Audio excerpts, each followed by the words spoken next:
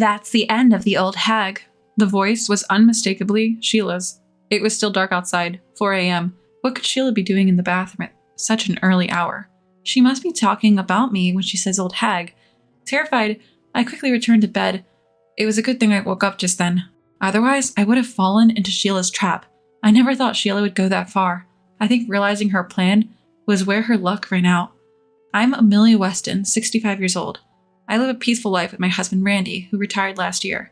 Technically, our 32-year-old son, Michael, also lives with us, but he seems busy with work and play. He's hardly ever home, just comes back to sleep. It's worrisome that he hasn't experienced doing household chores even in his 30s, so I've suggested he move out on his own a few times, but he refused, saying, "Why? I only sleep here. It's a waste to pay rent." Michael, always out having fun. You were so much more responsible at his age. I complained to Randy, who just chuckled. Well, having many friends is a good thing. I suppose, but with this pace, marriage seems far off for him. Randy agreed, and we both laughed. However, by the end of that year, Michael introduced us to a woman saying he wanted to marry her. If he's made up his mind, we wouldn't object. After meeting her, the two quickly got married. Sheila is 10 years younger than Michael, only 22. I was shocked by her age when Michael told us. At first, I thought she looked like a small animal. Short stature, big eyes, and quite adorable. More importantly, the love she showed while talking to Michael was evident. It seemed like she was the one pushing for the marriage. Michael is so lucky to be loved so much by Sheila. Our son being deeply loved by his partner is the best thing for a parent. I meant it in a good way, but Sheila glared at me. Amelia, stop making snide remarks. What? I've thought this for a while, but you are excessively caring towards Michael, overbearing even. Really? I never meant to be overbearing. Actually, when Michael was out and about, I just told him, don't bother others. Other than that, I left him be. I did ask for updates about dinner plans, but didn't interfere in his other activities, nor did I frequently contact him. Yet Sheila says I cared too much. He's your only son, and I get that he's precious to you, but once he's married to me, he became part of my family. I'm the one closest to him now. Well, that's comforting. I had heard from Michael beforehand that she was quite possessive, but I never imagined she would be jealous of me, his mother. I guess she really loves Michael. He might have married someone a bit peculiar, but she's a good person. I reassured myself, thinking, they're newlyweds, they'll settle down in time. Randy and I even laughed it off, thinking it was sweet. However, even after a year, then 2, Sheila never let her guard down. At dinner, she always sat next to Michael, and she never left his side, not even for a second when they were out. It must be hard for Michael. I wonder what will happen when they have kids. Randy and I were genuinely concerned. 3 years after Michael and Sheila got married, Randy passed away. He went so suddenly, even in his 60s. It was incredibly lonely, but friends and neighbors often checked in on me. Thanks to them, I recovered faster than I expected. Concerned about me living alone in the big house, Michael started visiting more often. But it was only about 3 times a year. I don't think that's too often. But someone wasn't amused by this. Sheila. I get that you're lonely since Randy's gone, but don't drag us into it. I never once asked him to come. It's great when he visits, but I've never forced him. I told Sheila just that. What? Stop playing the victim, acting all lonely on purpose. Aren't you ashamed to be so dependent on your son at your age? Dependent? And don't you even think about moving in with us. You'll disrupt our newlywed life. I couldn't keep quiet after hearing this. When Sheila went to take a shower, I called Michael aside. Could you please talk to Sheila? It hurts to always be painted as the bad guy. The bad guy? You don't know? When I relayed everything Sheila told me, Michael was genuinely shocked. Did Sheila really do that? Yes, she did. I get tired too, and I don't want things to get awkward between you two. You both should head back to your home soon. Michael paused for a moment, then replied, all right, we'll leave in another 2 or 3 days. Considering Sheila's attitude towards me, I wish they would leave today, but I accepted and replied, okay, I understand. That evening at dinner, Michael made a shocking suggestion. Mom, why don't you move closer to us? What?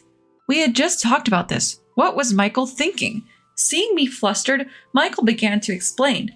You're still active and strong now, but you're not getting any younger, Mom. I worry about you living alone. Michael. I felt Sheila's glaring eyes on me, but I chose to ignore them. Thank you. I appreciate the sentiment, but I can't leave this house. It holds memories of my time with Randy. Besides, I have plenty of people who can help if I need it. Michael seemed a bit unsatisfied with my response. I get where you're coming from, Mom. I'll think about it some more. You should too. Yes, thank you. Touched by Michael's unexpected concern, I drifted off to sleep that night. The next morning, I woke up and saw that it was only 4 a.m. It was still pitch dark outside. I got out of bed to use the restroom. Huh? While walking down the hallway, I heard a noise. What could it be at this hour? Curious and a bit cautious, I followed the sound. It was coming from the bathroom. Peeking gently into the bathroom, I saw a silhouette and a light of a mobile phone in the darkness. Then I heard a faint voice saying, "This is the end of the old hag." That mocking laughter was unmistakably Sheila's. What could she be doing in the bathroom at this hour? She must have been referring to me as the old hag. Scared, I quickly returned to my room and got into bed. 2 hours later at 6 a.m., driven by curiosity, I went back to the bathroom and then bumped into Sheila. "Oh, Emily! Good morning!" "Good morning. You're up early." She usually wouldn't rise until breakfast was ready. Noticing my suspicion, Sheila gave a breezy laugh. "I'm leaving tomorrow, so I thought I'd clean the place today as a thank you for letting me stay." "Thanks, but you really don't have to." "No, it's the least I can do. Oh, please don't go into the bathroom now. I'm cleaning it." Feeling the pressure from Sheila's assertiveness, I just nodded. For the entire day, I was kept away from the bathroom on Sheila's orders. After dinner, while tidying up, Sheila quietly approached. "Emily, I'll take it from here. You can go take a shower." But why? She had never offered to help before, and now this? It puzzled me more than pleased. "Just relax. How about soaking in the bathtub? I've prepared it for you," Sheila said with a broad grin. Michael even chimed in. "Wow, Sheila's being so kind," and laughed. However, seeing that I hesitated, Sheila grabbed my hand and led me to the bathroom. "Look, I prepared aromatic candles for you." "Oh, how beautiful." Several aromatic candles adorned the dimmed bathroom. Their faint glow looked magical. "Just hop in like this without turning on the lights." "But the ambience reduces the relaxation from the aroma," she said and left wishing. "Enjoy your bath." Am I overthinking? Is this just Sheila being nice? Lost in thought, my eyes suddenly caught sight of the bathtub, and I couldn't believe what I was seeing. What is this? I instinctively turned on the bathroom light, and there it was, clear as day. The bathtub was filled with a black liquid. Bath salt? But I've never seen this color before. There's no way I'm getting into that bath, that color. Sheila's actions are concerning. Feeling uneasy, I quietly stepped out of the bathroom. Looking around, only Michael was in the living room. I discreetly approached Michael. "Michael, where's Sheila?" "She went out. Seemed in a good mood." "This is my chance. Can you come with me for a sec?" I took Michael back to the bathroom. "Look at this." "Whoa, that's a wild color." "Right? I don't really want to get in it, but she went through all this effort. It'd be bad just to take a shower, wouldn't it?" Michael nodded. "Yeah. Then I'll go first." "Wait, what?" "It's probably just bath salt, but with this color, it's hard to get in. If I prove it doesn't stain the skin, you'll feel relieved, right, Mom?" I gratefully accepted Michael's offer. When I went back to the kitchen alone, the dishes were still piled in the sink. I wonder where Sheila went. As I was rolling up my sleeves to wash the dishes, I heard a noise from the entrance. Sheila, who had just returned home, saw me and exclaimed, "Emily, why aren't you in the bath?" Well, Michael said he wanted to go first. As we spoke, a shout came from the bathroom. Sheila rushed into the bathroom with a panicked expression. I followed right behind her. "Michael, are you okay?" As Sheila flung open the bathroom door, Michael was there, rinsing him off with the shower. "Sheila, what is this? It smells so bad." Oh, come on, just close the door. We'll talk when I'm out." After being scolded by Michael, Sheila closed the door with a downtrodden look. "So, what was that all about?" After finishing his shower, Michael confronted Sheila. "Well, it's not exactly..." "It's not a bath salt, is it? That thing smelled terrible. I feel like the smell is still there." I'm sorry." "So, what's with the black stuff?" Sheila, with a pale face, didn't answer and looked down. "Sheila!" Upon hearing her name, Sheila shuddered. She hesitantly replied, "It's squid ink." "What?" "That black stuff, it's squid ink." Both Michael and I exchanged surprised looks. "Sheila, why would you use squid ink?" "I thought it might be healthy," Sheila said, avoiding our eyes. Michael glared at Sheila. "Then you try getting in now." "I'd rather not." Sheila's words from this morning echo in my head. A suspicion suddenly arises within me. Could it be because I mentioned I'm allergic to squid? Sheila froze at my words. It seems I was right on the mark.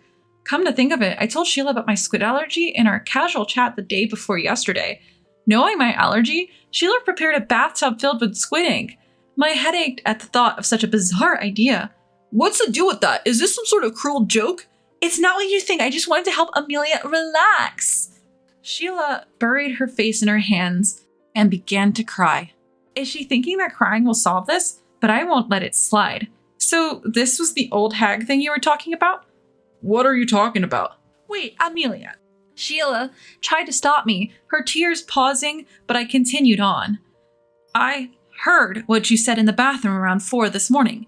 You were awake, Amelia? Sheila's eyes widened, her hand flying to her mouth. This is clear act of malice after all. But Michael always favors you. He's always worried about you. I was just so jealous. Sheila tried to deflect with a barrage of excuses. Basically, she was just jealous as always. Michael sighed heavily, rubbing his forehead. I was skeptical when I heard from Mom, but it seems her story was true. What? Sheila stared at us, her face pale. What did you tell Michael, Amelia? I was dumbfounded by her audacity. Blaming me after what she's done? How foolish can she be? I'm sure Michael felt the same, looking at Sheila with disbelief. That's enough. You've never been one to reflect on your actions. I'm done. Michael! I smile spread across Sheila's face, perhaps thinking she was forgiven. But in the next moment, Michael's words shattered that. Let's get a divorce. What? Sheila stood still, a frozen smile on her face. Wait, Michael, why? How did it come to this? This doesn't make any sense. It makes perfect sense. You tried to hurt Mom. Do you even understand what you've done? Sheila paused for a moment, but soon spoke up. But in the end, Amelia didn't go in. It was just an attempt, so I'm innocent. Michael shook his head at Sheila's protest. Do you really think it's that simple? It was only an attempt because Mom noticed, and I hate people who scheme behind the scenes.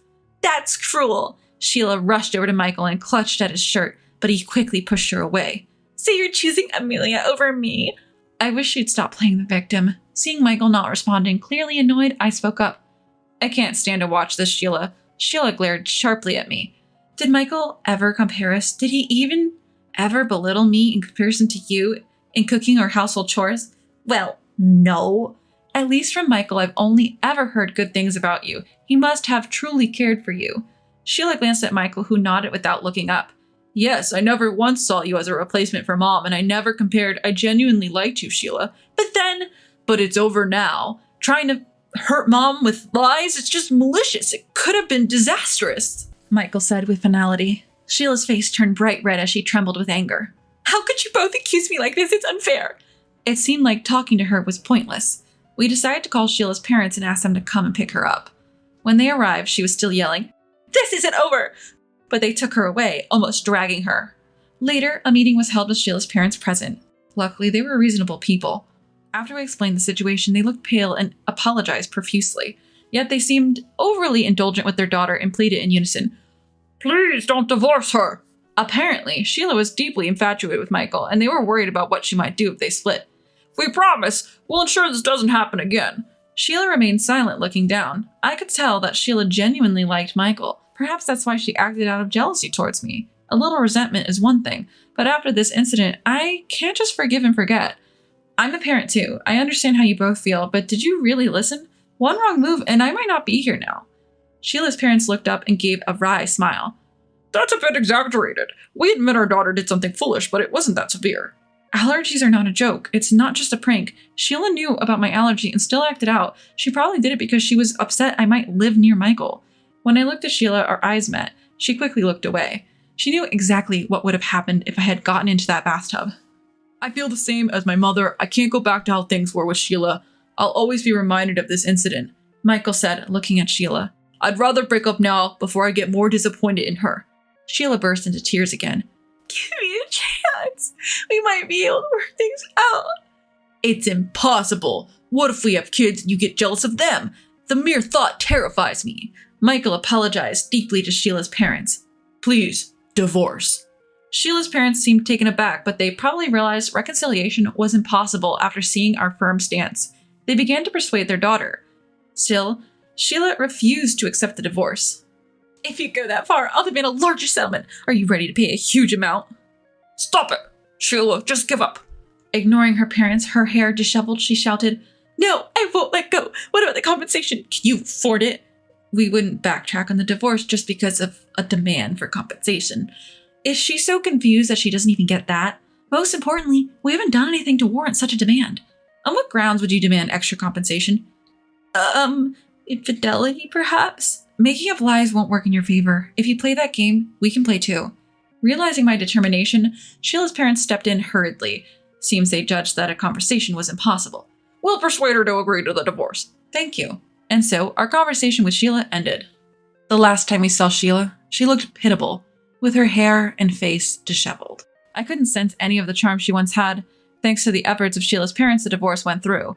Relieved, Michael and I sighed. She might not have been a bad person, but she wasn't a good one either. Michael, you've always had bad luck with women. We laughed it off. By the way, Sheila moved back to her parents' home and now lives under their watchful eye. She tried everything from self-improvement to working at nightclubs, all to get back together with Michael. Because of that, she spent too much and is now chased by debts. I do feel a bit sorry thinking about her parents. Michael and I started living together again. He seems to have a wide circle of friends as always and goes out often. However, he comes home earlier than before and has become more consistent with his communication. I need to start taking life a bit more seriously. That's what he said. He's back to being single, so maybe he's been doing some soul searching. He's even started to chip in with household chores. As for me, with the help of those around me, I'm living a peaceful life just like before. Michael's divorce was unexpected, but thanks to him helping around the house, I've had more time for myself. Even at this age, I'm thinking about picking up a new hobby, and I've been talking about it with my friends. I want to enjoy the rest of my life a bit more before Randy comes to take me away.